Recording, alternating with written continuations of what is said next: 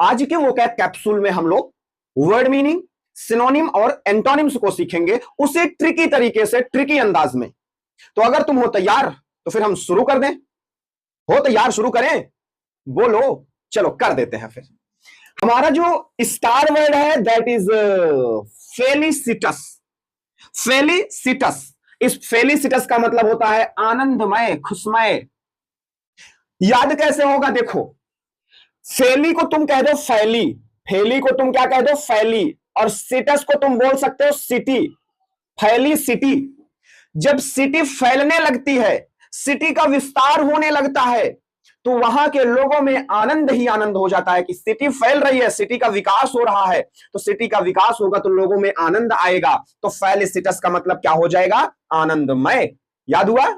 और याद हो जाएंगे। देखो, इसका सिनोनिम होता है प्लीजेंट और हेवनली।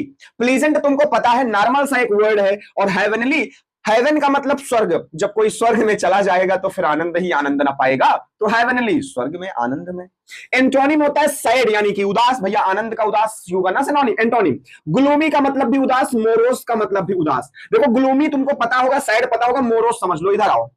मोरोस कहते हैं रूस गया है। तुमको पता है जब कोई रूठ जाता है तो ये भी कहते हैं कि रूस गया है, तो उसका मुंह रूस गया है, मुंह रूस गया उसका, यानी कि वो रूठ गया, रूठ गया तो उदास हो गया, तो रूस गया है, उदास हो गया है। याद हो जाएगा। तो चलो नेक्स्ट वर्ड की तरफ बढ़ते हैं, दैट इज इंजीनियस। इंजीनियस का मतलब होता है सच्चा या निष्कपट।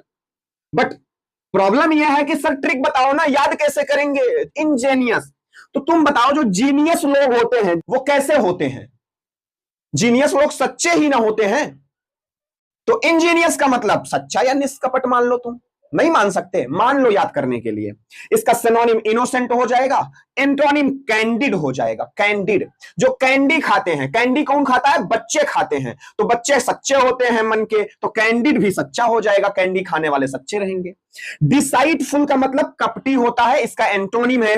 स्केप्टिकल का मतलब होता है सक्की, जो कि इसका एंटोनिम है। सक्की होगा तो कपटी होगा, ऐसा कुछ आप समझ लो। दोनों इसके एंटोनिम ही है। तो आज का वर्ड बहुत अच्छे से क्लियर हो गया होगा।